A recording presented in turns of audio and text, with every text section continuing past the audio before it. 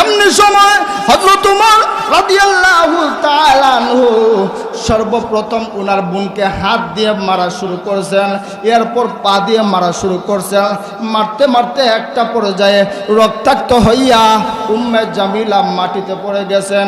এমনি সময় মাটিতে পড়ে উম্মে জামিলা হযরত ওমরের দিকে তাকাইয়া বলেন, ভাই ওমর, তুমি যেই মায়ের দুধ খেয়ে বড় হয়েছো, আমিও সেই মায়ের দুধ খেয়ে বড় হয়েছি। যদি আর একটু নির্যাতন চালাও, তুমি যদি 10টা দাও, আমি একটা হলেও দিতে পারবো। উমর কিন্তু আস্তে আস্তে নরম হয়ে আসছে। উমর বলতেছে, আচ্ছা উম্মে জামিলা, তুই কি পড়ছিলি? আমি ঘরে প্রবেশ করার সময় শুনলাম এটা কি পড়ছিলি, আমাকে একটু দেখানা, আমাকে কেউ একটু দেখানো যাবে? উম্মে জামিলা বলতেছেন, ভাই ওমর, আপনাকে দেখানো যাবে না, কারণ হলো আপনি নাপাক। আপনি কি পাক? আপনি নাপাক। যদি দেখতে হয় তাহলে আপনাকে আগে পবিত্র হওয়া লাগবে। কি হওয়া লাগবে? পবিত্র হওয়া লাগে। আগে পবিত্র হওয়া লাগবে। গোসল করে আসো। হযরত ওমর গিয়ে গোসল করে পবিত্র হয়ে আসলেন। আসার পর যখন কোরআন শরীফ সামনে খুলে দিলেন, এমন সময় হযরত ওমর লক্ষ্য করে দেখেন হযরত ওমরের চোখের মধ্যে পড়ে গেছে সূরা তাহার একটা আয়াত, ইন্নানি আনাল্লাহ লা ইলাহা ইল্লা ফা'বুদনি ওয়া আকিমুস সালাতা লিযিকর। ও ওমর, আল্লাহ ছাড়া কোনো মাবুদ নাই। হযরত ওমর পড়তেছেন আশহাদু আল্লা ইলাহা ইল্লাল্লাহ। বোন ফাতেমা বলেন, ভাই এখানে দিলা একটা সাক্ষী, আর একটা সাক্ষী দিবা গিয়ে রাসূল আকরাম সাল্লাল্লাহু আলাইহি ওয়াসাল্লামের কাছে। এবার হযরত ওমর বলেন, বোন ফাতেমা আর দেরি নয়, আমাকে নিয়ে রাসূল আকরাম সাল্লাল্লাহু আলাইহি ওয়াসাল্লামের কাছে চলো। বলেন সুবহানাল্লাহ। রাসূল আকরাম সাল্লাল্লাহু আলাইহি ওয়াসাল্লামের কাছে যাচ্ছেন। অপর দিকে রাসূল আকরাম সাল্লাল্লাহু আলাইহি ওয়াসাল্লামের চাচা হযরত আমির হামজা লক্ষ্য করে দেখেন উমর যাচ্ছে। হযরত উমরকে দেখে হযরত হামজা রাদিয়াল্লাহু তাআলা আনহু রাসূল আকরাম সাল্লাল্লাহু আলাইহি ওয়াসাল্লামকে বলেন, ও মুহাম্মদুর রাসূলুল্লাহ সাল্লাল্লাহু আলাইহি ওয়াসাল্লাম, উমর আসতেছে। আল্লাহর রাসূল বলেন, ও হামজা, উমরকে আসতে দাও। উমর আমার মাথা নেওয়ার জন্য আসে নাই। আমার মনে হয় আমি দোয়া করছিলাম, আল্লাহ দুইটা উমর থেকে একটা উমরকে ইসলামের জন্য কবুল করে নাও। আমি দোয়া করছিলাম, আল্লাহুম্মা হদি, আল্লাহুম্মা হদি, আল্লাহুম্মা হদি আহাদি উমারা। ও আল্লাহ, একটা উমর আমাকে দিয়া দাও। আল্লাহ মনে হয় কবুল করে নিছে। উমর জীবন কারণ নিতে আসতেছে না, উমর ইসলামের জন্য নিজের জীবন দিতে আসতেছে। সুবহানাল্লাহ। উমর আসছে, এসে বলতেছি, ইয়া রাসূলুল্লাহ, আমাকে কালিমা পড়াইয়া দেন। সুবহানাল্লাহ। মুসলমান হয়ে গেছে। এমনি সময় হযরত ওমর রাদিয়াল্লাহু তাআলা আনহু যখন কালিমা পড়ে মুসলমান হয়ে গেলেন, হযরত ওমর আল্লাহর নবী হাবিবে কিবরিয়া রাহমাতুল লিল আলামিন নবীজিকে বলেন, ইয়া রাসূলুল্লাহ, ইয়া হাবিবাল্লাহ, ওগো নবীজি, আর বসে থাকা চলবে না। আজ থেকে আমি উমর মুসলমান হয়ে গেছি। আমার জীবন থাকতে আপনার উপরে কেউ আঘাত করতে পারবে না। সুবহানাল্লাহ। কিতাবের ভিতরে দুইটা রিওয়ায়াত পাওয়া যায়। একটা রিওয়ায়াতের ভিতরে আসছে তখন মুসলমানের সংখ্যা 11 জন। কতজন? 11 জন। আর একটা রিওয়ায়াতের ভিতরে পাওয়া যায় তখন মুসলমানের সংখ্যা 39 জন। কতজন? 39 জন। আমরা ধরলাম 39, রাসূলকে নিয়ে 40। কয়জন? 40। মুসলমানের সংখ্যা হলো তখন 40। হযরত ওমর বলেন, হুজুর আর ঘরে বসার দরকার নাই, বের হন, আবার বের হয়ে যান। আল্লাহর রাসূল বলেন, ওমর একটু ধৈর্য ধরো মিয়া, আর একটু মুসলমানের সংখ্যা বৃদ্ধি হোক, তারপরে দেখা যাবে। ওমর বলেন, ইয়া রাসূলুল্লাহ, আপনি আর টেনশন কইরেন না, ওমর মুসলমান হয়ে গেছে। দুনিয়ার এমন কোনো শক্তি নেই ওমরের সামনে দাঁড়িয়ে মোকাবেলা করবে। হুজুর সাহাবায়ে কেরামকে দুইটা লাইনে দাঁড় করাইয়া দেন। কয়টা লাইন? দুইটা লাইন। একটা লাইনের মাথায় দাঁড়াবে হযরত আমির হামজা, আরেকটা লাইনের মাথায় দাঁড়াইবেন আপনি আর আমি উমর। এই দুইটা লাইনের চতুর্পাশে, সামনে পিছনে, ডানে বামে, চতুর্পাশে ঘুরে ঘুরে চক্কর দেব। কোন কাফির মুশরিক যদি বাধা দিতে আসে, ওর দেহ থেকে মাথাটা আলাদা করে দেব। সুবহানাল্লাহ। আল্লাহর রাসূল সাল্লাল্লাহু আলাইহি ওয়াসাল্লাম বলেন, ও দুনিয়ার মানুষেরা, উমর সহ আমরা 40 জন রওনা দিলাম। যখন কাবা চত্বরের পাশাপাশি চলে গেছি, এমন সময় হযরত উমর বলেন লিল্লাহে তাকবীর, জোরে বলেন আল্লাহু আকবার। হযরত উমর বলেন লিল্লাহে তাকবীর, রাসূল বলেন আমরা সবাই আল্লাহু আকবার বলে আওয়াজ দিয়ে উঠলাম। এমনি সময় আবু জাহেল গোট থেকে দৌড় দিয়ে বের হইছে। কে রে এত বড় চিৎকার, এত বড় আওয়াজ দিছে, এমন ভাবে দৌড় দিছে। হযরত উমর রাদিয়াল্লাহু তাআলা আনহুর পাশাপাশি এসে তার তার পাটা খুব কষ্ট করে ফিরাইছে। এমনি সময় উমর তাকাইয়া বলেন সাবধান। কি দান? সাবধান। বাবিকে বলবা যদি দেখার ইচ্ছা থাকে শেষ দেখা যেন দিয়ে দেয়। সন্তানদেরকে বলবা যদি আব্বা ডাকার ইচ্ছা থাকে তাহলে শেষবারের মতো যেন আব্বা ডেকে নেয়। আজ থেকে নিয়ে উমর মুসলমান হয়ে গেছে। আর যদি কোনোদিন মুহাম্মদুর রাসূলুল্লাহর বিরোধিতা করতে আসবা তাহলে দেহর সাথে মাথা নিয়ে বাড়িতে যাওয়া যাবে না। হযরত উমর রাদিয়াল্লাহু তাআলা আনহু তো ভাই সেই ব্যক্তি। একজন উমর যখন মুসলমান হয়ে গেছে, কাফির কুফারদের অন্তরে ভূমিকম্প সৃষ্টি হয়ে গেছে। কি হয়েছে?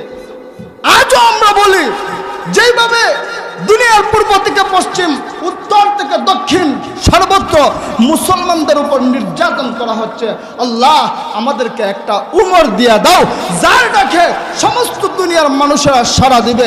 আল্লাহর কসম, উমরের মতো একজন মুসলমান যদি এখনো দাঁড়িয়ে যায় আর উনার ডাকে সারা দুনিয়ার মানুষেরা সাড়া দেয় তাহলে কাফির মুশরিকেরা পালানোর মতো রাস্তা খুঁজে পাইবে না। জুড়ে বলেন ঠিক কিনা?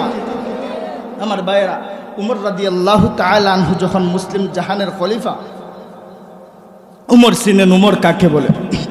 হযরত উমর একদিন মসজিদুন নববীর মিম্বরের মধ্যে বসছেন। বসে মনে মনে ভাবতেছেন, উমর আজকে তুমি তো মুসলিম জাহানের খলিফা, আজকে তুমি তো মুসলিম জাহানের বাদশা। সাথে সাথেই এই কথা বোঝার চেষ্টা করেন, মনে মনে আসছে উমর আজকে তুমি তো মুসলিম জাহানের খলিফা, তোমার হাতের ইশারায় ওর তো জাহান পরিচালিত হয়। এইটা যখন মনের মধ্যে আসছে, আসা মাত্রই উমর ডান হাত দিয়া ডান গালে তাপ্পর আর বাম হাত দিয়া বাম গালে তাপ্পর, ধুমসে তাপ্পর মারতেছে। আর এমন সময় হযরত উসমান রাদিয়াল্লাহু তাআলা আনহু মসজিদের ভিতরে প্রবেশ করছেন। বালকের বুঝার চেষ্টা করেন, নতুন কথা বলতেছে, এগুলা পাওয়ার কথা না, নতুন কথা বুঝার চেষ্টা করেন। হযরত উমর তাপ্পর দিতেছে ডান হাত দিয়ে ডান গালে, বাম হাত দিয়ে বাম গালে। হযরত উসমান ভিতরে প্রবেশ করছেন, প্রবেশ করে বলেন আসসালামু আলাইকুম ইয়া আমিরুল মুমিনিন। ওগো আমিরুল মুমিনিন, আপনি কি পাগল হয়ে গেছেন? আপনি কেন নিজের ডান গালে ডান হাত দিয়ে মারতেছেন, বাম গালে বাম হাত দিয়ে মারতেছেন? কেন এমন করতেছেন? আপনি কি পাগল হয়ে গেছেন? আপনি তো মুসলিম জাহানের খলিফা, আপনি তো মুসলিম জাহানের রাষ্ট্রনায়ক, আপনি কেন এমন করতেছেন? আল্লাহ নবীর সাহাবী খলিফাতুল মুসলিমিন ওমর রাদিয়াল্লাহু তাআলা আনহু ডাক দিয়া বলেন, ও ভাই উসমান, তুমি আমার বর্তমানের খবর জানো, আমি মুসলিম জাহানের খলিফা, কিন্তু তুমি তো আমার অতীতের খবর জানো না। আজকে যদিও আমি উমর মুসলিম জাহানের খলিফা, কিন্তু অতীতে আমি উমর ছিলাম বকরি রাখাল। আমার অতীতটা তো বড় কষ্টের ছিল। আমি তো ছিলাম সেই উমর যেই উমর খালার বাড়ি থাকতো আর খালার বকরিগুলা রাখালি করতো। বিকালবেলা আসার পর খালা জিজ্ঞেস করতো, উমর বকরি কয়টা নিয়ে গিয়েছিল আর কয়টা নিয়ে আসছ? তখন আমি বকরি গুনে দেখতাম 3-4টা মাঠের মধ্যে ফেলে আসছি। আবার মাঠে যাইতাম, গিয়ে বকরিগুলা খুঁজে নিয়ে আসতাম। বকরিগুলা খুঁজে নিয়ে আসার পর আমার খালা আমার কানের মধ্যে মুচড় দিয়ে ধরে বলতো, উমর আজকে যে ভুল করছ, কালকে যদি এই ভুল করো তাইলে আর চাকরি থাকবে না। কি থাকবে না? চাকরি থাকবে না। ওই সময় আমি আমার খালার পায়ে ধরে কান্না করতাম আর বলতাম, খালা মেহেরবানি করে আমার চাকরিটা শেষ করে দিবেন না? আমার চাকরি যদি শেষ হয়ে যায় আমি কোথায় যাব? আমি কোথায় থাকবো? কে আমাকে দেখবে? আজকে ওই উমরকে আল্লাহ আল্লাহ বলে লিতুখরিজান নাস মিনাজ যুলুমাতি ইলান নূর, তুমি আমার কোরআনের পাশে আসবা, আমি আল্লাহ তোমার অন্ধকার জীবনকে আলোর দিকে নিয়ে আসব। উমর বলেন ওই উমর কোরআনের টাচ পাইয়া ওই উমরের জীবনটা আল্লাহ অন্ধকার দিকে আলোর দিকে নিয়ে আসছে। সুবহানাল্লাহ, অন্ধকার থেকে আলোর দিকে নিয়ে আসছে। এই উমর রাদিয়াল্লাহু তাআলা আনহু যখন মুসলিম জাহানের খলিফা হযরত উমর রাদিয়াল্লাহু তাআলা আনহু কোরআন দিয়ে সারা বিশ্ব শাসন করতেন, অর্ধজাহান শাসন করতেন। হযরত উমর একদিন মনে মনে ভাবেন, আমি তো অর্ধজাহান শাসন করতেছি কোরআন দিয়ে, সুতরাং কিভাবে শাসন হচ্ছে এটা দেখা দরকার। আমার কথা বোঝা যায় না, দেখা দরকার। একদিন হযরত উমর বের হয়েছেন, মরুভূমির দেশ, পাহাড়ের দুই রাস্তার মধ্যখান দিয়ে যেই রাস্তা, এই রাস্তাকে বলা হয় গিরিপথ। মরুভূমি দিয়ে হাঁটতেছেন, দুই পাহাড়ের মধ্যখানের গিরিপথ দিয়ে হাঁটতেছেন। এমন সময় হযরত উমর লক্ষ্য করে দেখেন একজন সুন্দরী ষোড়শী নারী একা একা হেঁটে হেঁটে আসতেছে। হযরত উমর দেখেই আকাশের দিকে তাকাইলেন, তাকাইয়া পড়লেন আলহামদুলিল্লাহ। উমর কেন আলহামদুলিল্লাহ পড়লেন? আপনার সুন্দরী ষোড়শী বলতে কি সুন্দরী মনে করছে? এই যে বর্তমানে নর্তক্যা সুন্দরী, বেহায়া সুন্দরী, পর্দা নাই, ফেট ফেট দেখাইয়া চলাফেরা করে, এইরকম সুন্দরী মনে করছেন? না না, এই সুন্দরী না। যদি কোরআনের শাসিত দেশ হতো তাহলে বেহায়া যেই সমস্ত মেয়েরা বেপর্দাভাবে চলাফেরা করে ওরা বিশ্ব সুন্দরী নয়, ওরা বিশ্ব বেহায়া হয়ে যেত। আর যেই সমস্ত নারীরা আপাদমস্তক পা থেকে মাথা পর্যন্ত ডেকে পর্দা করে চলাফেরা করে, ওই মেয়েটা যদি পাতিলের তালার মতো কালো হয় তবুও ওই নারীটাই হলো বিশ্ব সুন্দরী। আমার ভাইয়েরা, হযরত উমর আস্তে আস্তে ওই মেয়েটার দিকে অগ্রসর হইলেন। অগ্রসর হয়ে হযরত উমর বলেন, মা, এই নির্জন পথে একা একা আপনি কোথায় যাচ্ছেন? আপনার সামনেও কেউ নাই, পিছনেও কেউ নাই।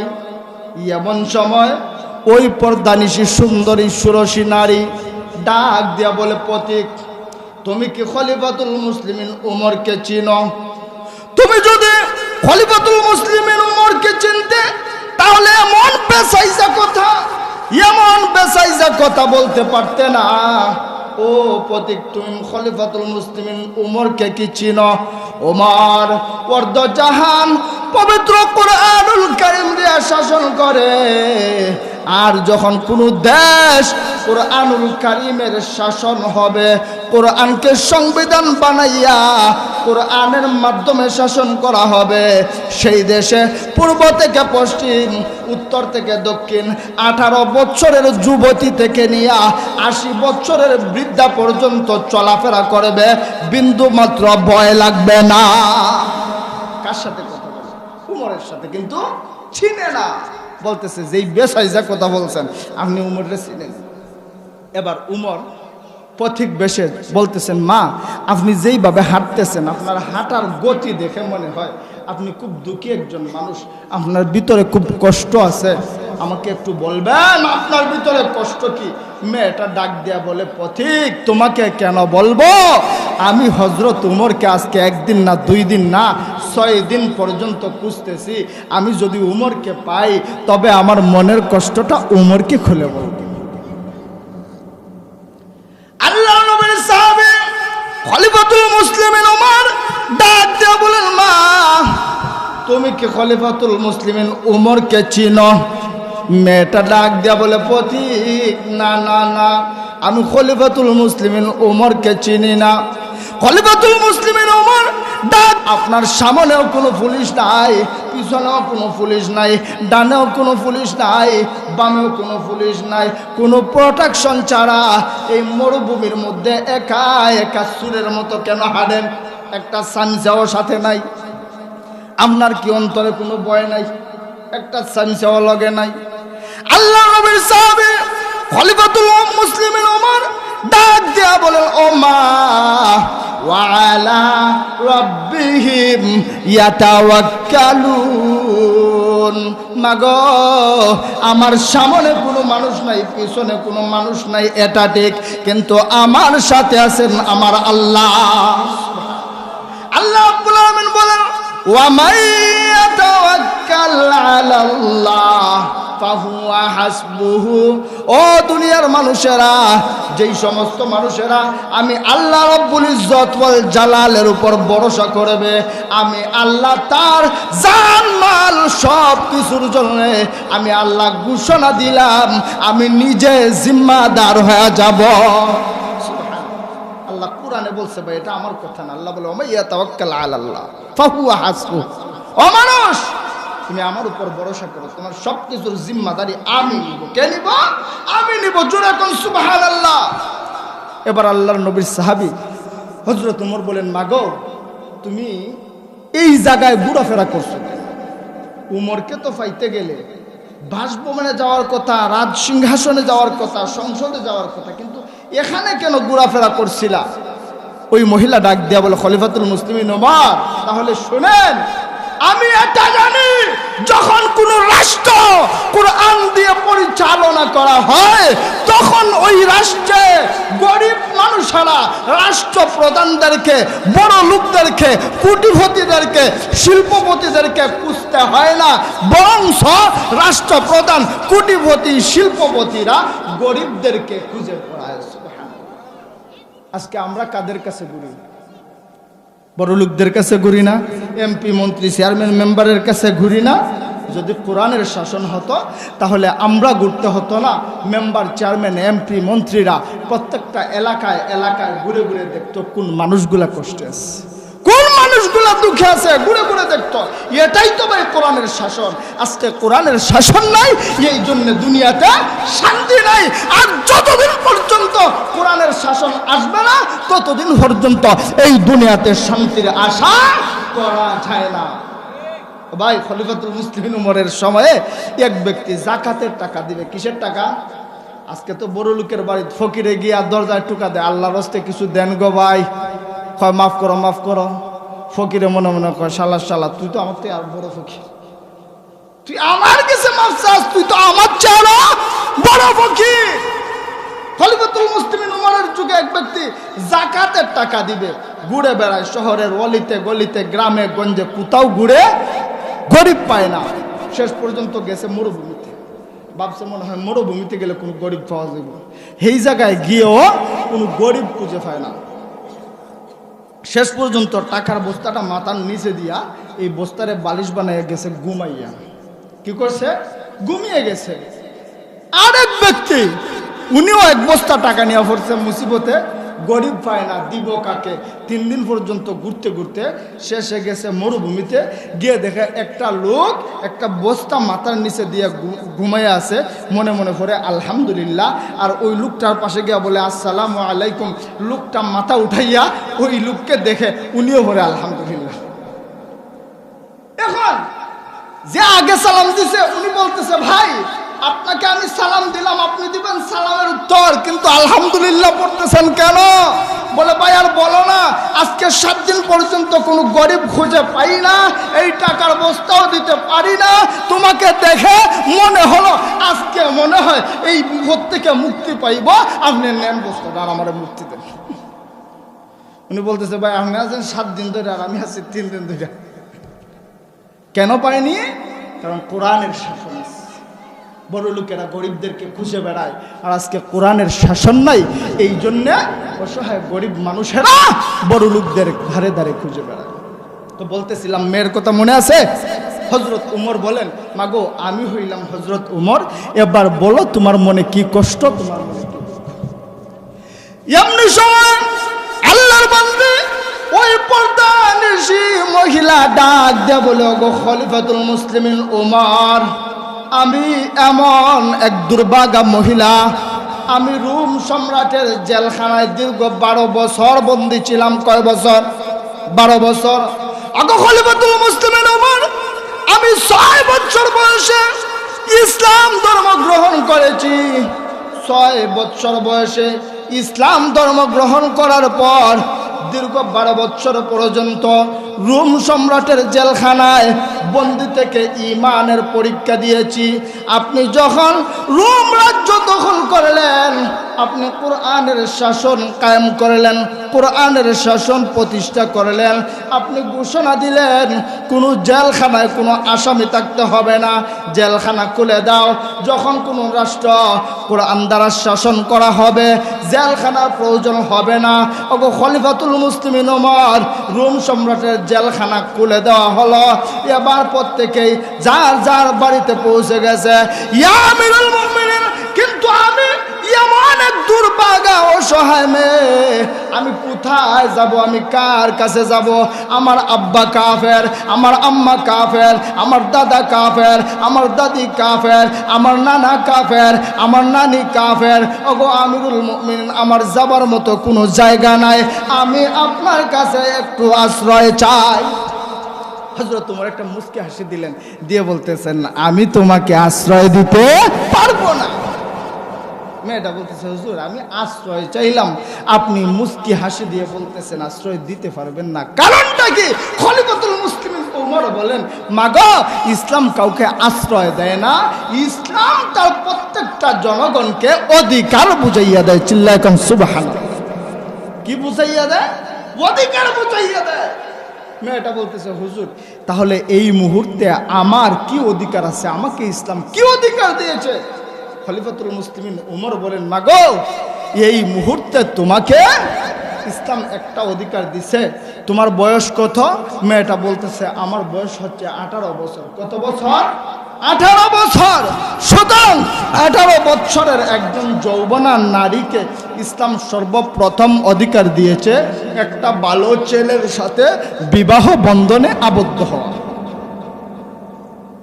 সাথে সাথে হযরত উমর বলেন আমার কাছে একটা ছেলের সন্ধান আছে, ছেলেটার নাম আব্দুল্লাহ, বাবার নাম উমর, ছেলেটা অনেক হাদিসের হাফেজ, ছেলেটা 6 ফুট লম্বা, ছেলেটার গায়ের রং ফর্সা, তোমার যদি পছন্দ হয় তাহলে। মেয়েটা বলতেছে আব্দুল্লাহ আপনার কি হয়? যে আমার ছেলে হয়। সুতরাং আমার ছেলেকে তোমার যদি পছন্দ হয় তাহলে আমার ছেলের সাথে বিবাহ বন্ধনে আবদ্ধ হয়ে এই মুহূর্তে আমার বাড়িতে আমার ঘরে ইসলাম তোমাকে অধিকার দিছে। সুবহানাল্লাহ। মেয়েটা বলে হুজুর আব্দুল্লাহর চেয়ে কি আর কোনো ভালো ছেলে নেই? সুবহানাল্লাহ করতেন না হুজুর, আব্দুল্লাহর চেয়ে কি আর কোনো ভালো ছেলে নাই? প্রধানমন্ত্রীর ছেলের সাথে প্রস্তাব পাইছে, এরপরও বলতেছে আব্দুল্লাহর চেয়ে ভালো কি আর কোনো ছেলে নাই? আল্লাহর নবীর সাহাবী উমর বলেন, মাগো আমার জানা মতে আমি তো আমার ছেলে ছাড়া কারো সন্তান বলার অধিকার নেই, তবে হ্যাঁ তোমার সন্তানে যদি কারো নাম থাকে, কাউকে জানা থাকে তাহলে উনার নাম বলো, আমি উনার সন্তান চাই। মেয়েটা বলে হুজুর উনার নাম আমার জানা আছে, উনার ঠিকানা আমার জানা নাই। হুজুর বলেন নামটা বলো, নামটা কি? এবার মেয়েটা বলে হুজুর ওই ছেলেটার নাম হলো হযরত হুসাইন। পড়েন সুবহানাল্লাহ। আল্লাহর নবীর সাহাবী হযরত ওমর রাদিয়াল্লাহু তাআলা আনহু দৌড় দিয়ে মেয়েটাকে বাড়িতে রেখে হযরত আলী রাদিয়াল্লাহু তাআলা আনহুর বাড়িতে চলে গেলেন। বাড়িতে গিয়ে দরজায় নক করে বলেন আসসালামু আলাইকুম ওয়া রাহমাতুল্লাহ। আসসালামু আলাইকুম বলে সালাম দিয়ে হযরত ওমর রাদিয়াল্লাহু তাআলা আনহু তেলাওয়াত করতেছেন ওয়া আম্মাস সাইলা ফালা তানহা। বিবাহ পড়ায় দিতে চাই। পড়েন সুবহানাল্লাহ। এরপরে কি হয়েছে শুনেন। হযরত হুসাইন ঘর থেকে শুনছে, শুনে বলতেছে দাঁড়ান, মুরব্বীরা পরে সিদ্ধান্ত নেবেন, দাঁড়ান। দৌড় দিয়ে বের হয়ে আসছে। কি হইল? আমরা তোমার মুরব্বী, আমরা সিদ্ধান্ত নিছি, তুমি দাঁড়াতে বলছো কেন? হযরত হুসাইন বলে বিয়ে আমি করবো না, আপনারা করবেন। যে আমি যদি করি সিদ্ধান্ত আমার দরকার, পছন্দ আমার দরকার, আপনারা যে সিদ্ধান্ত নিতেছেন আর মানেটা কি? হযরত উমর বলে ও হুসাইন তুমি কি দেখো না আমিও তোমার মুরব্বী, তোমার আব্বাও তোমার মুরব্বী, আমরা তো তোমার ব্যাপারে সিদ্ধান্ত নিতেই পারি। হযরত হুসাইন বলেন খলিফাতুল মুসলিমিন ওমর বেয়াদবি মাফ করবেন, আপনাকেও আমি মুরব্বী মানি, আমার আব্বাকেও আমার মুরব্বী মানি, তবে আমার সবথেকে বড় মুরব্বীর নাম হলো মুহাম্মদুর রাসূলুল্লাহ সাল্লাল্লাহু আলাইহি ওয়াসাল্লাম। এবার হযরত হুসাইন ডাক দিয়ে বলেন ওগো খলিফাতুল মুসলিমিন ওমর, তাহলে এবার শুনেন, কয়েকদিন আগে আমি ঘুমিয়ে স্বপ্ন দেখেছি আমার নানাজি রাহমাতুল্লিল আলামিনকে। হুজুর, আমি আমার নানাজিকে স্বপ্ন দেখার পর আমার নানাজির সঙ্গে দেখা করতে গেলাম। আমি গিয়ে দেখি আমার নানাজি আমার নানির পায়ের মধ্যে মাথা রেখে আরাম করতেছে, আর নানু আমার নানার মাথায় হাত বুলাই দিতেছে। আমি এবার চিৎকার করে বললাম, নানাজি, আমি তো দেখতেছি আপনি আমার নানির পায়ের মধ্যে মাথা রেখে শুয়ে আছেন, আর আমার নানি আপনার মাথায় হাত বুলাই দিতেছে। নানাজি, এইটা কিভাবে জান্নাত হয়? আল্লাহ রসুল সাল্লাল্লাহু আলাইহি ওয়াসাল্লাম বলেন, হুসাইন, তুমি ছোট মানুষ, তুমি বুঝবা না। তোমার নানির মতো বউ যদি কারো হয়, তাহলে যদি এই ঘরটা ভাঙ্গা ঘর হয়, এই ঘরটা ভাঙ্গা ঘর থাকে না, ওই ঘরটা জান্নাত হয়ে যায়। হযরত হুসাইন এবার বলে, আব্বা, আমি আমার নানাজির বউয়ের মতো বউ, আমার নানির মতো একটা বউ চাই। আব্বা, আপনি তো আমার আম্মা ফাতেমাকে বিয়ে করছেন, আমার আম্মা আপনার কেমন বউ ছিল? আমার মাকে আপনি যেই রকম বউ পাইছিলেন, আমি ওই রকম একটা বউ চাই। এরপরে বলতেছেন, হযরত ওমর, শুনে, আমি এমন মেয়েকে বিয়ে করতে চাই যেই মেয়ে আমার 3টা প্রশ্নের জবাব দিতে পারবে। কয়টা প্রশ্নের? 3টা প্রশ্নের জবাব দিতে পারবে। হযরত উমর রাদিয়াল্লাহু তাআলা আনহু হযরত আলীকে বলেন, আলী, প্রশ্নের জবাব তোমার জানা আছে নি? আলী বলেন, ভাই, আল্লাহর দোহাই লাগে, আমার জীবনে কোনোদিন এই কথা শুনি নাই, এখন মাত্র শুনলাম। যদিও রাসূল বলছেন, আলা মাদিনাতুল ইলম ওয়া আলীউন বাবুহা, আমি নবী হইলাম ইলমের শহর, আর আমার আলী হলো ওই ইলমের দরজা, কিন্তু আল্লাহর দোহাই লাগে, এই প্রশ্নের কথা আমি আর জীবনে শুনছি না, এই প্রথম শুনছি। হযরত উমর বলেন, হুসাইন, প্রশ্নটাকে একটু আউট করা যায়? হযরত হুসাইন বলেন, উমর, বেয়াদবি মাফ করবেন, ওই মেয়ে ছাড়া কারো কাছে এই প্রশ্ন আমি আউট করব না। হযরত উমর কাঁদতে কাঁদতে বাড়িতে চলে গেছে। বাড়িতে গিয়ে কাঁদতেছে আর বলতেছে, মাগো, তুই আমার ছেলে আব্দুল্লাহরে বিয়ে কর, হুসাইনরে বিয়ে করার দরকার। মেয়েটা বলতেছে, খলিফাতুল মুসলিমিন উমর, এটা কি বলতেছেন? আমি আপনাকে একটা সংবাদ জানিয়ে দিতে চাই, স্বামী হিসাবে আমি হযরত হুসাইনকে চাই, হুসাইন ছাড়া দুনিয়ার কোনো ছেলে আমার দরকার নেই।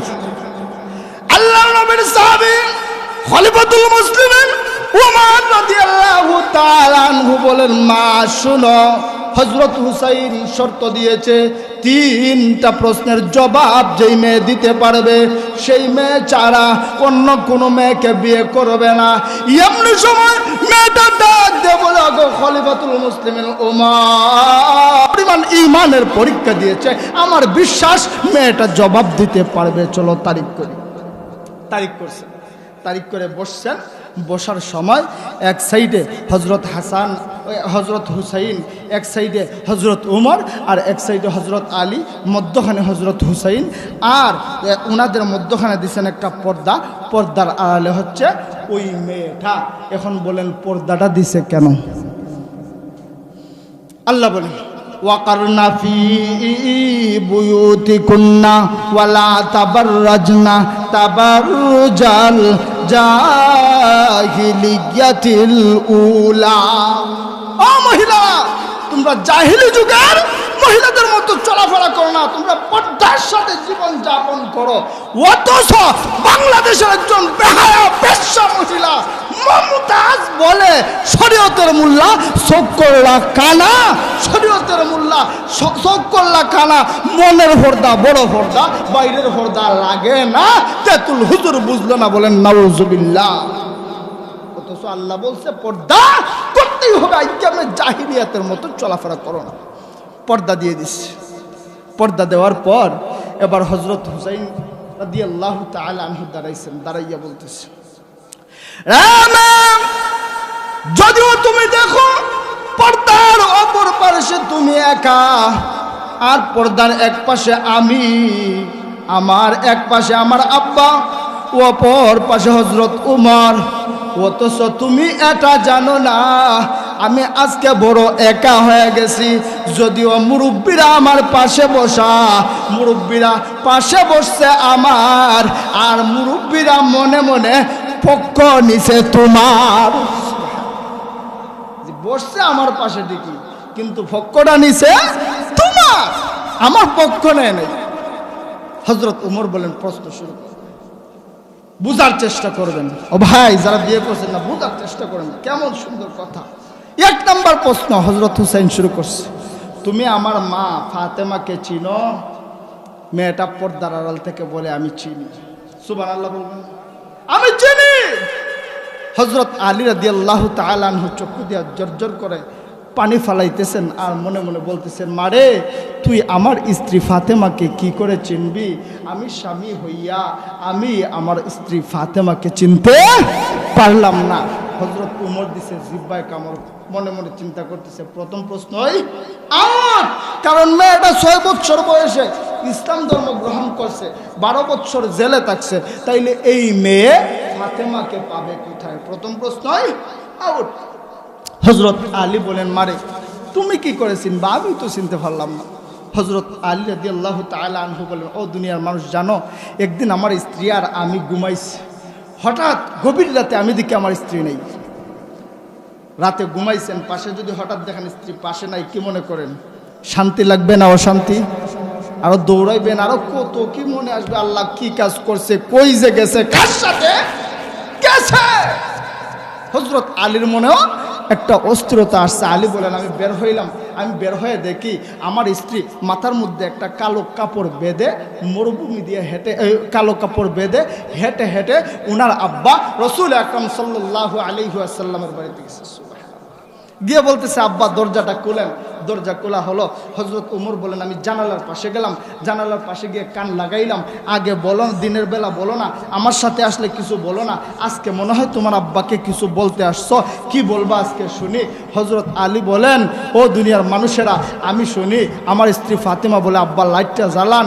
মুহাম্মদুর রাসূলুল্লাহ সাল্লাল্লাহু আলাইহি ওয়াসাল্লাম যখন লাইটটা জ্বালাইলেন, হযরত ফাতেমা হাতটা বাড়াইয়া দেখাইলেন।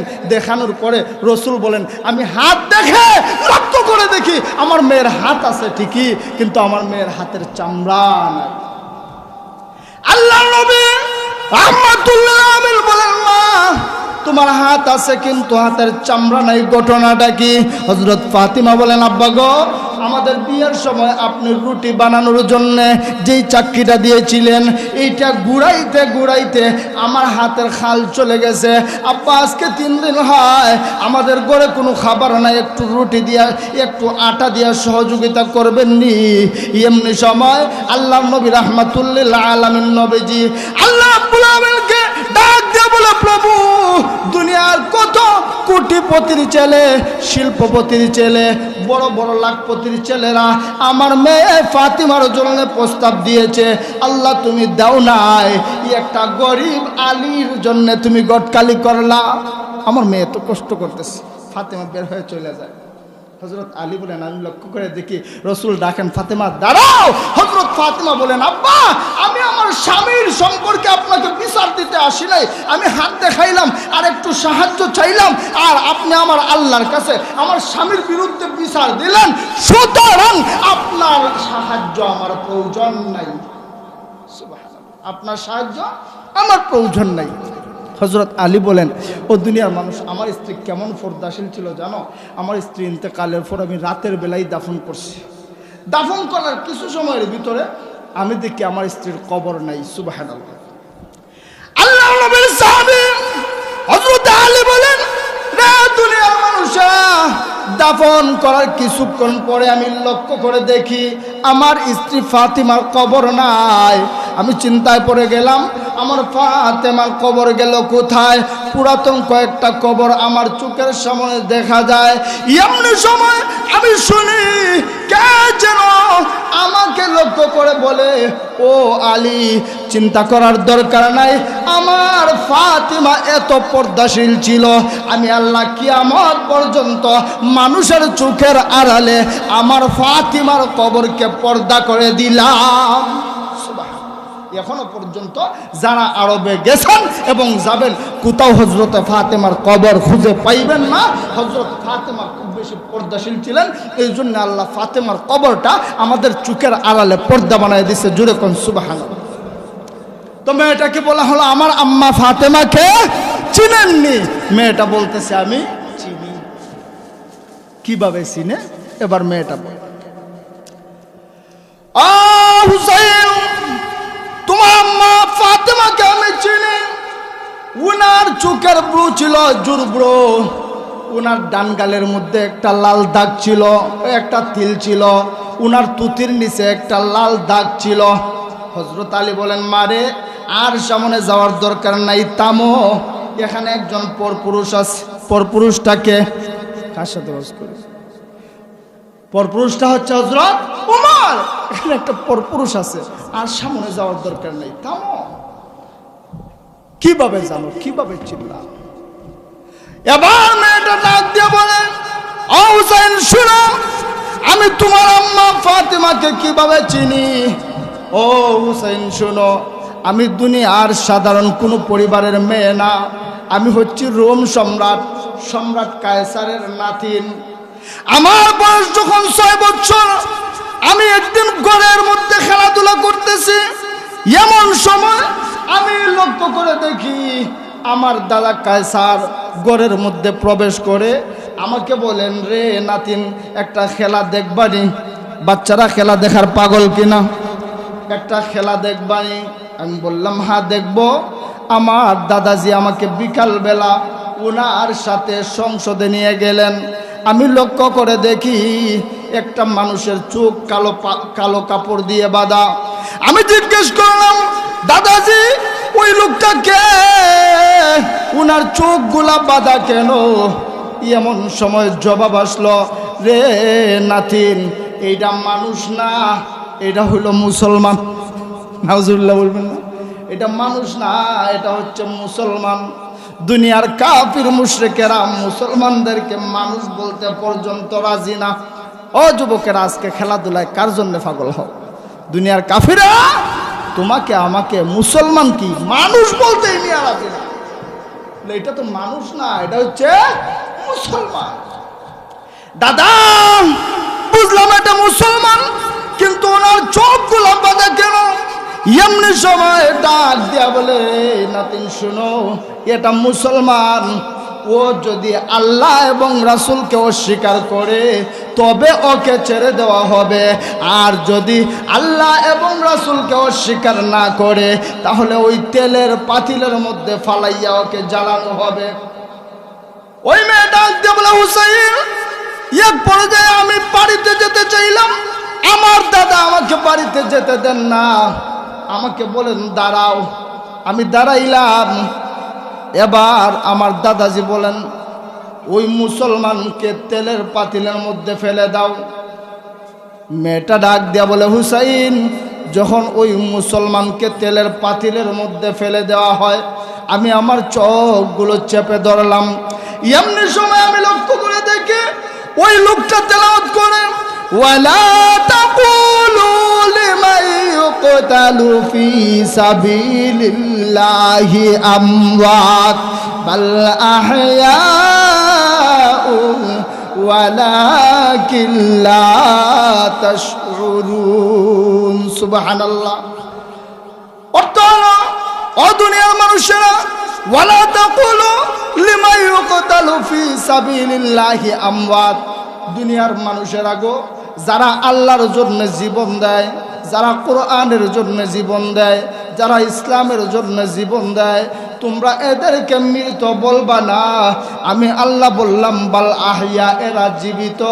ওই লোকটা বুঝাতে চায়, রে মা, যদিও দেখো তোমার দাদা ওই তেলের পাতিলের মধ্যে ফালাইয়া আমাকে জ্বালাবে, আমি জ্বলব না। আমার আল্লাহ বলছেন দেহটা জ্বলবে আর আমি থাকবো জীবিত। সুবহানাল্লাহ। ওই মানুষটার কি অপরাধ ছিল? একটাই অপরাধ ছিল, ঈমান আনা। আল্লাহ বলে, ওয়ামা নাকামু মিনহুম ইল্লা আইয়ুমিনু বিল্লাহিল আজিজিল হামিদ। ও দুনিয়ার মানুষ, ওই লোকটার কোনো অপরাধ ছিল না, একটাই অপরাধ ছিল, কিদার? ঈমানদার। কিদার? ঈমানদার। ভাই, ঈমানের জন্য বিভিন্ন সময় বিভিন্ন পরীক্ষা দিতে হয়। আজকে উলামায়ে কেরাম, হযরত মাওলানা মামুনুল হক সাহেব দামাত বরকাতুহুম সহ অসংখ্য উলামায়ে কেরাম জেলের মধ্যে বন্দী আছেন। প্রকৃতপক্ষে ওনাদেরকে আল্লাহ ঈমানের পরীক্ষা নিতেছেন। সুবহানাল্লাহ। এটা আমাদের কথা না, এটা আল্লাহ কোরআনে নিজেই বলছে। وَلَنَبْلُوَنَّكُمْ بِشَيْءٍ مِّنَ الْخَوْفِ وَالْجُوعِ وَنَقْصٍ مِّنَ الْأَمْوَالِ وَالْأَنفُسِ وَالثَّمَرَاتِ وَبَشِّرِ الصَّابِرِينَ। ও দুনিয়ার মানুষেরা, তোমরা যদি ঈমানদার হও, তোমরা যদি মুমিন হও, তোমরা ঈমান এর উপর যদি অটল আর অবিচল থাকতে চাও, তাহলে তোমাদের জানের উপর, তোমাদের মালের উপর, তোমাদের ধন সম্পদের উপর বিভিন্ন সময় আমি আল্লাহ বিভিন্নভাবে পরীক্ষা নিব। আর তোমরা যদি ওই পরীক্ষায় পাশ করো, শোনো, যদি ধৈর্য ধারণ করতে পারো, আমি আল্লাহ ঘোষণা দিলাম, ইন্নাল্লাহা মা'আস সাবিরিন, আমি আল্লাহ ধৈর্যশীলদের সাথে আছি। ধৈর্য ধারণ করবা, আমি আল্লাহ বলছি, ধৈর্যশীলদের সাথে আমি আল্লাহ আছি। তো বলতেছিলাম, মনে আছে, মেয়েটা বলতেছে, আমি দৌড় দিয়ে বাড়িতে চলে গেলাম, আবার আমাকে নিয়ে আসা হলো। এবার লোকটাকে চোখে কাপড় বেঁধে তেলের পাতিলের মধ্যে, তেলের ডেগের মধ্যে ফালানো হবে। আমি আমার হাত এইভাবে হাত দিয়ে চোখগুলা চেপে ধরলাম। আমি শুনি গায়েবী ভাবে কে যেন করতেছে, লা ইলাহা ইল্লাল্লাহু মুহাম্মাদুর রাসূলুল্লাহ। ও দুনিয়ার মানুষেরা, এই লা ইলাহা ইল্লাল্লাহর আওয়াজটা আমার আল্লাহ আমার অন্তরে গেঁথে দিছে। সুবহানাল্লাহ। আমার অবস্থা এমন হলো, আমার মনে হয় আমিও জীবন দিব, কিন্তু আর ঈমান দেব না। মেয়েটা বলতেছে, আমি দেখি আমার চোখের সামনে ওই লোকটাকে তেলের পাতিলের মধ্যে, তেলের ডেগের মধ্যে ছেড়ে দেওয়া হয়েছে।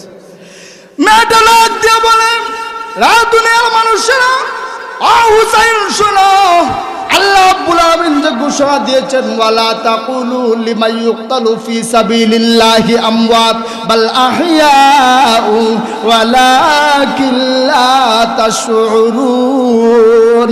আল্লাহ রাব্বুল আলামিন যে বলেছেন, যারা কোরআনের জন্য জীবন দেয়, যারা ইসলামের জন্য জীবন দেয়, দুনিয়ার মানুষেরা গো, যদিও তোমরা প্রকৃতপক্ষে দেখো ওরা দুনিয়া থেকে মরে গেছে, ওরা মৃত্যুবরণ করেছে, আমি আল্লাহ বলছি ওরা মরে নাই, ওদের মৃত্যু হয় নাই, ওরা জীবিত।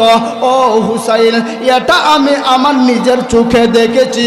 আমি দেখলাম আমার দাদাজি যখন লোকজন দিয়া ওই মুসলমানকে তেলের আগুনের মধ্যে, আগুন দেওয়া ওই তেলের ডেগের মধ্যে, ডেগের পাতিলের মধ্যে ফেলে দিল, ফেলে দিতে দেরি, এমন সময় ওই পাতিল থেকে আমি লক্ষ্য করে দেখি একটা সবুজ পাখি উড়তে উড়তে আল্লাহর তৈরি জান্নাতে যেতে দেরি করে নাই। বলে আগুনের মধ্যে ফেলছে, ডেগের মধ্যে ফেলছে, আমি দেখি ওই ডেগ থেকে, ওই পাতিল থেকে একটা সবুজ পাখি উড়াল দিয়া জান্নাতে চলে গেছে। আমার আল্লাহ জান্নাতের গ্রান এবং জান্নাতকে আমার চোখের সামনে তুলে দিছে। সুবহানাল্লাহ। এবার আমিও দৌড়তে দৌড়তে বাড়িতে চলে গেলাম, এনে আর দাঁড়াইলাম না। বাড়িতে গিয়ে বললাম, মা, লা ইলাহা ইল্লাল্লাহ, বলো লা ইলাহা ইল্লাল্লাহ মুহাম্মাদুর রাসূলুল্লাহ, বলেন না লা ইলাহা ইল্লাল্লাহ মুহাম্মাদুর রাসূলুল্লাহ। আম্মা বলতেছে, মা তুমি জানো না, আজকেও তোমার দাদা এই লা ইলাহা ইল্লাল্লাহ পড়ার জন্য একজন মুসলমান ইমানদারকে তেলের পাতিলের মধ্যে ফালাইয়া পোড়াইছে। সুতরাং তুমি যদি লা ইলাহা ইল্লাল্লাহ পড়ো, তোমাকেও আস্ত রাখবে না, তোমাকেও জীবন দিতে হবে। মেয়েটা বলে, তখন আমি ঘোষণা দিলাম, আমি জীবন দেব, কিন্তু আমার ঈমান দেব না।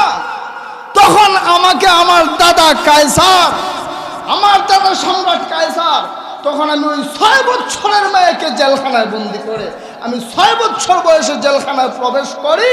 আর আজকে 18 বছর বয়স, দীর্ঘ 12 বছর পর্যন্ত আমাকে ঈমানের পরীক্ষা দিতে হয়েছে। দীর্ঘ 12 বছর আমি ঈমানের পরীক্ষা দিচ্ছি। হযরত হুসাইন বলে, এখানে আমার প্রশ্ন ছিল 2টা।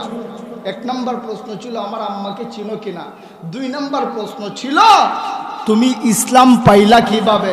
সুতরাং তোমার 1 নাম্বার এবং 2 নাম্বার প্রশ্ন আমি যতটা আশা করি নাই তার থেকেও কোটি কোটি গুণ প্রিয় হিসেবে পেয়েছি। এবার 3 নাম্বার প্রশ্ন হযরত উমর বলেন 3 নাম্বার প্রশ্ন করো। এবার 3 নাম্বার প্রশ্ন হযরত হুসাইন বলেন, ও মেয়ে, তুমি আমার সাথে বিবাহ বন্ধনে আবদ্ধ হয়ে বিয়ের পর তুমি আমার সাথে থাকবা। কথাটা কিন্তু সহজ, কথাটা সহজ। হযরত উমর এবং হযরত আলী মনে মনে ভাবেন, এত কঠিন কঠিন প্রশ্নের জবাব দিয়ে দিছে, এটা তো কোনো বিষয়ই না, এটা তো স্বাভাবিক। বিয়ে হলে স্ত্রী কার সাথে থাকে? স্বামীর সাথে থাকে। এমনি সময় ওই মহিলা পর্দার আড়াল থেকে চোখের পানি জর্জর করে ফেলে ডাক দিয়ে বলে, ও মুরব্বীরা, আপনারা যেইভাবে স্বাভাবিকভাবে নিয়েছেন হযরত হুসাইন এভাবে স্বাভাবিকভাবে বলে নাই। ও হুসাইন শুনো, হযরত আইয়ুব আলাইহিস সালামের অনেক স্ত্রী ছিল, কিন্তু আইয়ুব আলাইহিস সালামের অসুস্থতার সময়, বিপদের সময় একমাত্র রহিমা ব্যতীত আর কেউ পাশে ছিল না। ও হুসাইন শুনো, হযরত আইয়ুব আলাইহিস সালামের কাছে শেষ পর্যন্ত অসুস্থতার সময় যেইভাবে রহিমা ছিল, বিবাহ বন্ধনে আবদ্ধ হওয়ার পর থেকে নিয়ে মৃত্যুর আগ পর্যন্ত আমিও তোমার সাথে ওইভাবে থাকব। হযরত উমর এবার বলেন যে এখন আর আমার এই মেয়েকে বিয়ে করতে আপত্তি নাই। হযরত উমর তো ভাই তার নাম, যিনি সংসদে বসে নাক ডেকে চলাফেরা করে নাই, যিনি চলাফেরা করতে গিয়ে সামসা নিয়ে চলাফেরা করে নাই, রাজশাহীভাবে চলাফেরা করে নাই। হযরত উমর রাদিয়াল্লাহু তাআলা আনহু 33 লক্ষ বর্গ মাইল শাসন করছে। হযরত উমর মনে করেন আজকে বরুইরি গ্রাম হাঁটছে, কালকে গুনই গ্রাম হাঁটছে, পরশু বানিয়াসং গ্রাম হাঁটছে, দিনের বেলা একটু সময় ঘুমাইছে, জোহরের পরে রাতের বেলা এশারের নামাজ পড়ে একটু সময় ঘুমাইছে। আনুমানিক মনে করেন রাত যখন 10টা 11টা হয়ে গেছে, হযরত উমর বের হয়ে গেছে। আমার রাষ্ট্রে কোন মানুষটা কষ্টে আছে আমাকে দেখতে হবে, কোন মানুষটা কষ্টে আছে আমাকে দেখতে হবে। আজকে যদি আমার রাজ্যে কোনো মানুষ না খেয়ে কষ্টে মারা যায়, কাল কিয়ামতের কঠিন ময়দানে আমাকে আসামি হিসাবে দাঁড়াতে হবে। উমর তো ভাই তার নাম। আল্লাহ বলে, ইন্নামাল মুমিনুনা আল্লাযীনা ইযা যুকিরাল্লাহ ওয়াজিলাত কুলুবুহুম। ও দুনিয়ার মানুষ, আমার ঈমানদার বান্দাবান্দীদের সামনে যখন আমি আল্লাহর নাম উচ্চারণ করা হবে, তখন তাদের অন্তরাত্মা, তাদের কল্ব কেঁপে উঠবে, তাদের অন্তর কেঁপে উঠবে। ওয়া ইযা তুলিয়াত আলাইহিম আয়াতুহু যাদাতহুম ঈমানা। আর যখন তাদের সামনে আমার কোরআনের আয়াতগুলা তেলাওয়াত করা হবে, তখন তাদের ঈমান বৃদ্ধি হবে। আলা রব্বিহিম ইয়াতাওয়াক্কালুন। আর তারা সর্বা অবস্থায় আমার উপর ভরসা করবে। উমর তো ভাই সেই ব্যক্তির নাম, দুনিয়ার কোন তন্ত্র মন্ত্র দ্বারা দুনিয়া শাসন করে নাই। সেই জন্য উমর চলাফেরা করতে গিয়ে পুলিশের দরকার নাই, হার্বির দরকার নাই, র্যাব বাহিনীর দরকার নাই। উমর সর্বা অবস্থায় এমন ভাবে চলাফেরা করছে, ও দুনিয়ার মানুষ, যদিও আমার সামনে পিছনে কেউ নাই, ও আলা রব্বিহিম ইয়াতাওয়াক্কালুন, আমার সাথে আছে কে? আল্লাহ। হযরত উমর তো ভাই তার নাম। হযরত উমর রাদিয়াল্লাহু তাআলা আনহু একদিন রাতের বেলা বের হয়েছে, আনুমানিক রাত 10টা 11টার দিকে বের হয়ে মরুভূমির দিকে হাঁটতেছে। লক্ষ্য করে দেখেন অনেক দূরে একটা তাঁবুর ভিতরে দেখা যায় একটা লাইট জ্বলতেছে। কি জ্বলতেছে? লাইট জ্বলতেছে। সবাই, উমর কেমন সাহসী মানুষ। আল্লাহর রাসূল সাল্লাল্লাহু আলাইহি ওয়াসাল্লাম বলেন, ও সাহাবীরা, আমি একদিন লক্ষ্য করে দেখি, আসরের নামাজ পড়ে আমি বের হয়েছি, আমি লক্ষ্য করে দেখি আমি যাচ্ছি একদিক থেকে, শয়তান আসছে আরেক দিক থেকে। আমি মনে মনে বড় খুশি, আজকে শয়তানরে পাইছি, জিজ্ঞেস করব, ভাই তুমি কেন আমার উম্মতকে সমস্যা করো, কেন ডিস্টার্ব করো? আল্লাহ রসুল বলেন, মোটামুটি কাছাকাছি হয়ে গেছি, এমন সময় আমি লক্ষ্য করে দেখি শয়তান জুতা মোজা ফালাইয়া রাস্তা বাদ দিয়া জমি দিয়া দৌড়াইতেছে আর বাতাস চালাইতেছে। আল্লাহ রসুল বলেন, আস্তাগফিরুল্লাহ, এটা ঘটনা কি? দেখলাম সুন্দর আসতেছে, তার সাথে কথা বলবো, তাকে জিজ্ঞেস করব কেন আমার উম্মতকে সমস্যা করে, কেন আমার উম্মতকে ডিস্টার্ব করে, কেন আমার উম্মতকে জ্বালায়। কিন্তু এখন দেখা যায় সে রাস্তা ছেড়ে দিয়া জুতা মোজা ফালাইয়া জমি দিয়া দৌড়াইতেছে। ঘটনাটা কি? আল্লাহ রসুল বলেন, আমি মাথা ঘুরাইয়া পিছন দিকে তাকাইয়া দেখি আমার উমর আসতেছে। উমরকে এত ভয় পাইত। আল্লাহ রসুল বলেন, আমার আর বুঝতে বাকি নাই, আমার উমরকে দেখে বুঝি তুমি এইভাবে পড়াইছো। আমার ভাইরা লক্ষ্য করুন, হজরত উমর রাতের বেলা বের হয়েছেন। হজরত উমর যখন বের হয়েছেন, দেখেন দূরে তাঁবুর মধ্যে লাইট জ্বলতেছে। কি জ্বলতেছে? লাইট জ্বলতেছে। উমর আস্তে আস্তে সামনে অগ্রসর হইলেন, মোটামুটি তাঁবুর পাশাপাশি চলে গেছেন। গিয়ে দেখেন তাঁবুর একটা কিনারা চেরা, আর হজরত উমর ওই চেরা জায়গা দিয়ে তাকাইয়া লক্ষ্য করে দেখেন দুইটা বাচ্চা কান্না করতেছে, আর একটা মহিলা একটা পাতিলের মধ্যে পাথর দিয়া একটা কাঠি দিয়া লাড়াচাড়া করতেছে, আর বাচ্চাদেরকে বলতেছে আরেকটু অপেক্ষা করো, আরেকটু অপেক্ষা করো, রান্নাটা হয়ে গেলেই তোমাকে খাওয়াইয়া দিব। আল্লাহ নবীর সাহাবী খলিফাতুল মুসলিমিন উমর রাদিয়াল্লাহু তাআলা আনহু এমনি সময় দরজার সামনে গিয়ে বলেন, আসসালামু আলাইকুম। সালাম দিয়ে হযরত উমর ডাক দিয়ে বলেন, মা মেহেরবানি করে দরজাটা খুলেন, আমি একটু ভিতরে আসতে চাই। এমনি সময় ওই মহিলা তাঁবুর ভিতর থেকে চোখের পানি ফালাইয়া কান্দে আর বলে, কে তুমি? জানি না, আমাকে মা বলে ডাকবা না, আমি মা হওয়ার যোগ্য না, আমি মা হওয়ার যোগ্যতা রাখি না। আমি আজকে একদিন না, 2 দিন না, একাধারে 3 দিন পর্যন্ত আমার 2টা সন্তানের মুখে খাবার তুলে দিতে পারি না। আমি যদি মা হইতাম তাহলে এমন অবস্থা হতো না। তুমি আমাকে মা বলে ডাকতেছ, তোমার পরিচয় জানি না, তুমি মা বলে ডাকছ। আমার ঘরে কোনো খাবার নাই, যদি খাবার থাকতো আমি তোমাকে দিতাম।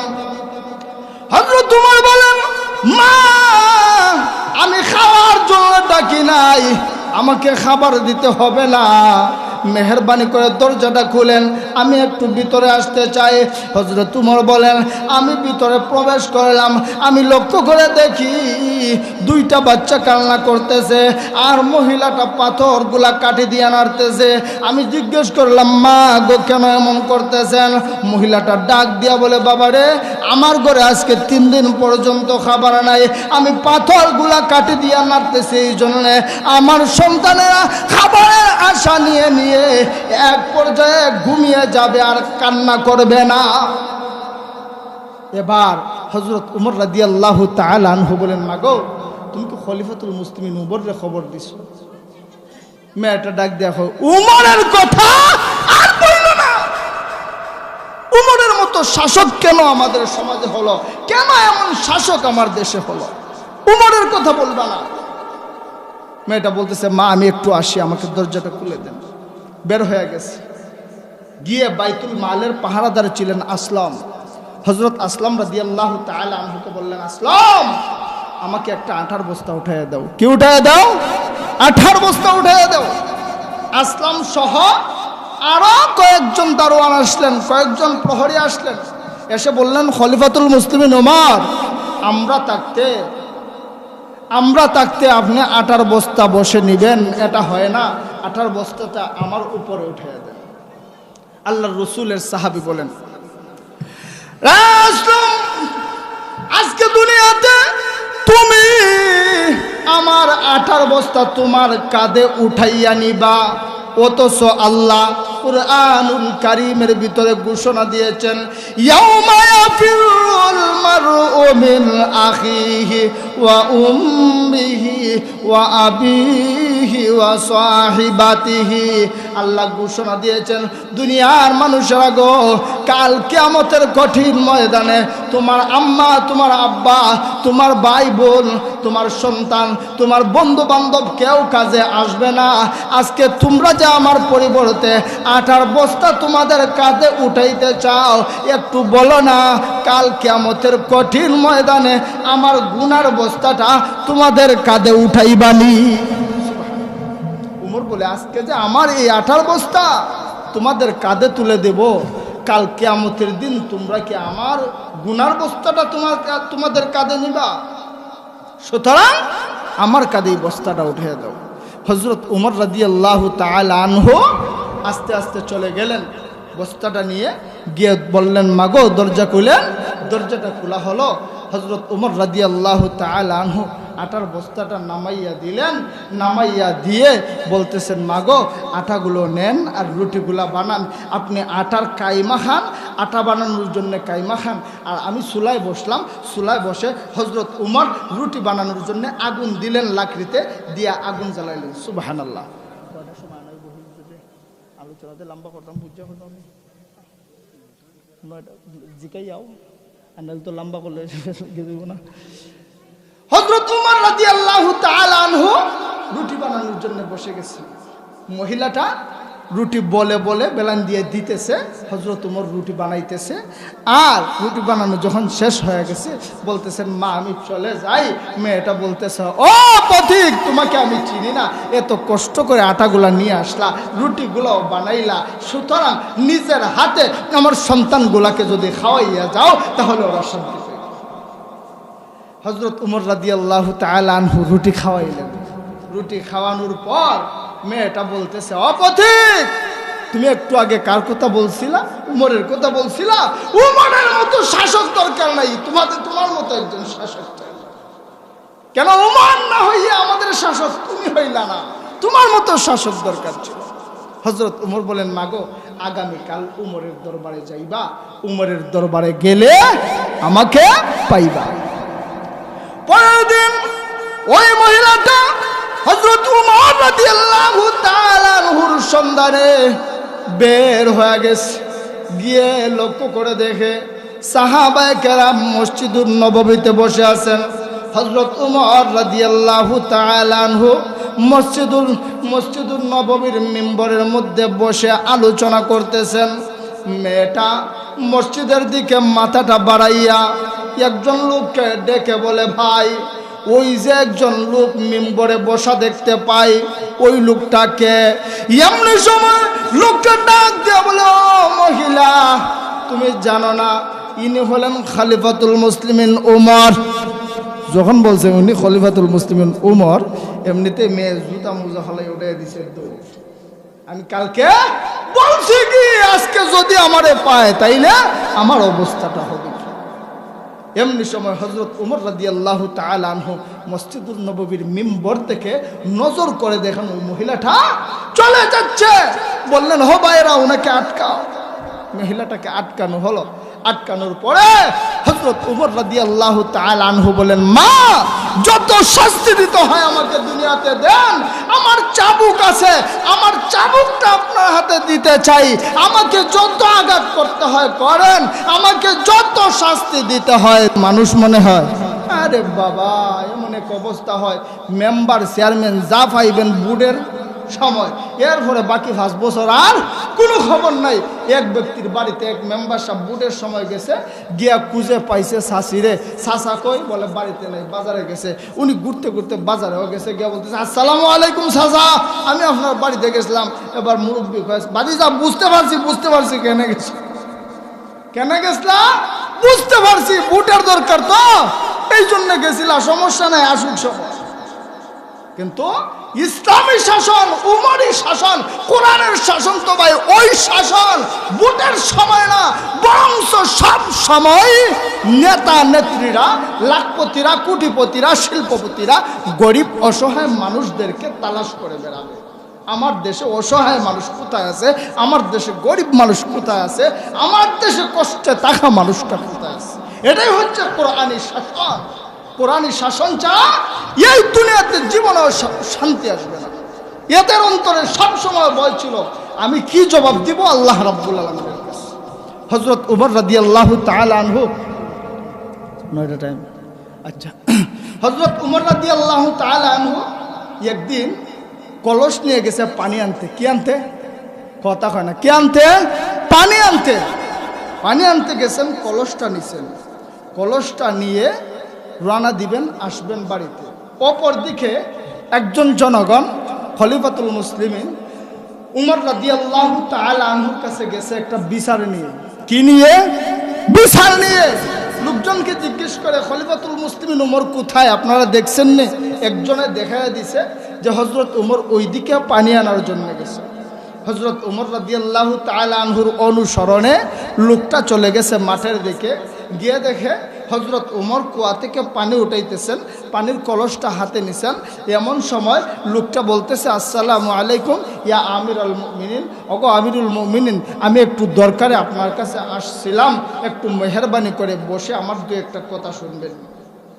হযরত উমর রাদিয়াল্লাহু তাআলা আনহু বসে গেলেন, কিন্তু কলসটা নিজের পায়ের উপরে রাখলেন। কোথায় রাখলেন? পায়ের উপরে রাখলেন, মাটিতে রাখলেন না। লোকটা বলে, হুজুর মেহেরবানি করে কলসটা নিচে রাখেন না। খলিফাতুল মুসলিমিন উমর ধমক দিয়ে বলতেছে, মামিয়া তুমি কি বলো? আজকে যে আমি এই কলসটাই জমিনে রাখবো, যদিও আমি মুসলিম জাহানের খলিফা, যদিও আমি মুসলমানদের শাসক, যদিও আমি আমিরুল মুমিনিন, কিন্তু এই জমির মালিকটা আমি না। আজকে যে আমি আমার এই বেজা কলসটা শুকনাও না, আজকে যে আমি আমার এই বেজা কলসটা এই জমিনের মধ্যে রাখবো, বেজা কলসে যে মাটিটুকু লাগবে, এই মানুষটার, এই লোকটার জমি থেকে তো এই মাটিগুলো আমার কলসের সাথে চলে যাবে।